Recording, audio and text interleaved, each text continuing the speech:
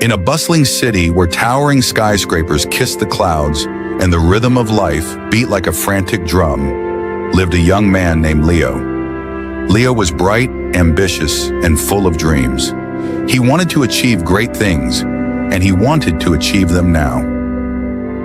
He launched businesses, started projects, and pursued passions with an intensity that burned like a wildfire. But just as quickly as he started, he often grew frustrated.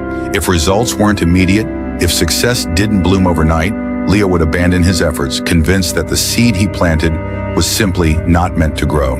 He saw his friends and peers seemingly soar, while he felt stuck in a perpetual cycle of starting over.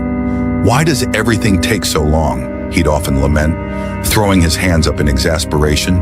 His impatience was a heavy cloak, weighing down his spirit and dimming the vibrant colors of his aspirations. One particularly frustrating afternoon, after yet another venture crumbled before it had a chance to truly blossom, Leo found himself wandering aimlessly.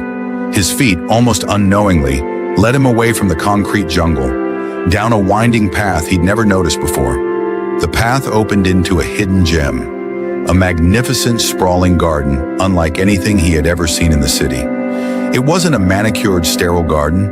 It was wild yet intentional, bursting with life, color, and fragrance. Roses of every hue intertwined with fragrant jasmine. Towering sunflowers reached for the sun, and delicate herbs perfumed the air. In the heart of this botanical wonderland, an old man with kind eyes and hands weathered by time was tending to a patch of young saplings.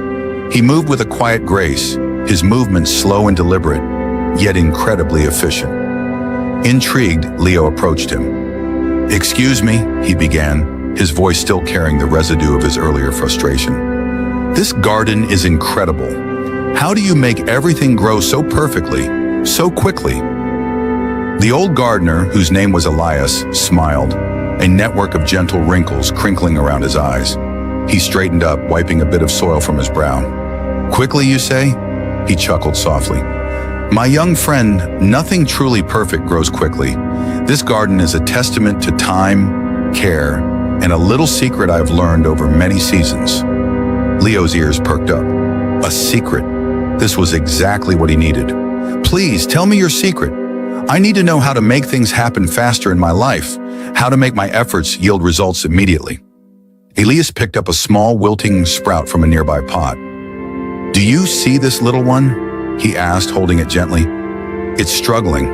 If I were to demand it bloom into a glorious flower by tomorrow, what do you think would happen?" "It would die," Leo admitted, stating the obvious. "Precisely," Elias nodded. "Yet many people treat their dreams and goals like this sprout.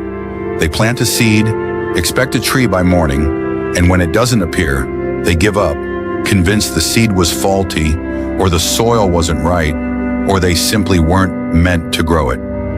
Leo shifted uncomfortably, recognizing himself in the gardener's words. "My secret," Elias continued, his gaze sweeping over his vibrant garden, "is not about speed. It's about understanding the nature of growth. Every single plant you see here, from the mightiest oak to the most delicate daisy, follows its own rhythm. It requires the right conditions, yes, sunlight, water, good soil. But above all, it requires patience." He knelt beside a patch of newly sown seeds. "When I plant these seeds, I don't dig them up every day to check if they're sprouting. I trust the process. I provide the water, ensure they have light, protect them from harsh elements, and then I wait. I observe, I learn, and I have faith." Leo was skeptical. "But what if they don't grow? What if you wait and nothing happens?"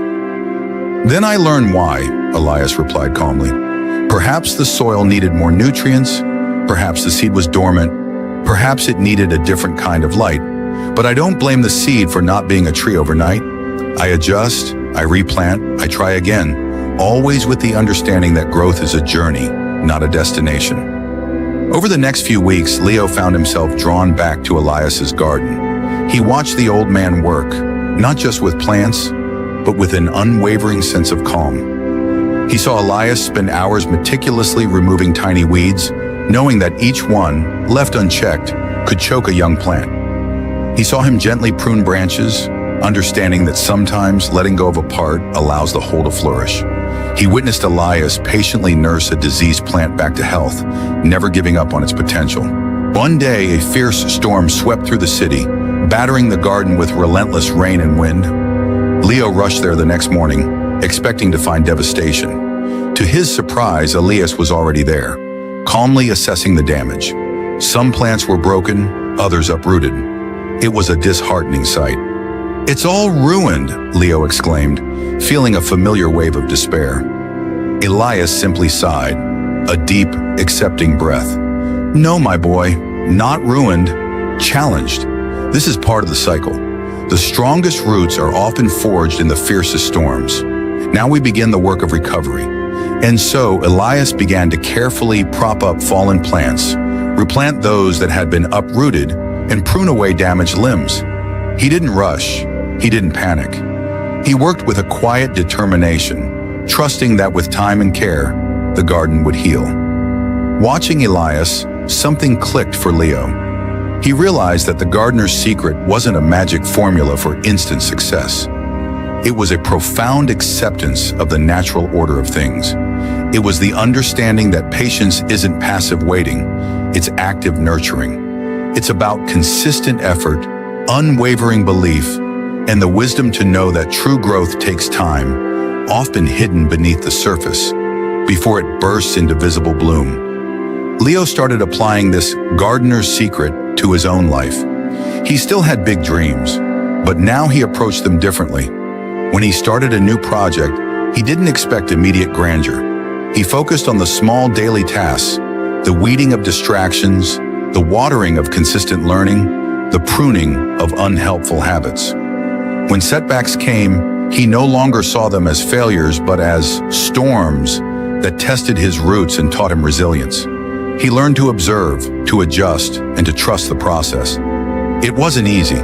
There were days he still felt impatient, days he wanted to dig up his metaphorical seeds to see if they were growing. But he'd remember Elias, patiently tending his garden, and he'd remind himself, trust the process, nurture the growth, the bloom will come in its own time. Slowly, almost imperceptibly at first, things began to change. His efforts started yielding results, not in a sudden explosion, but in a steady, sustainable blossoming. His businesses thrived, his relationships deepened, and his inner peace grew. He realized that the greatest successes were not those that appeared overnight, but those that were cultivated with care, resilience, and the quiet, powerful force of patience. So, what's the lesson for us, my friends? In a world that constantly demands instant gratification, remember the gardener's secret.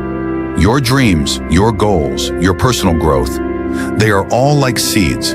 They need sunlight, your passion, water, your consistent effort, and good soil, a supportive environment. But most importantly, they need patience. Don't dig up your seeds to see if they're growing. Don't abandon your garden just because the first bloom isn't immediate.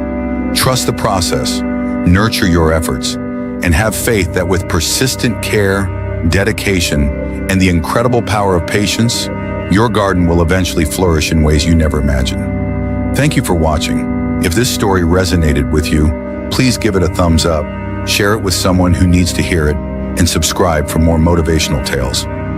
Until next time, keep planting, keep nurturing, and keep believing in the power of your own growth.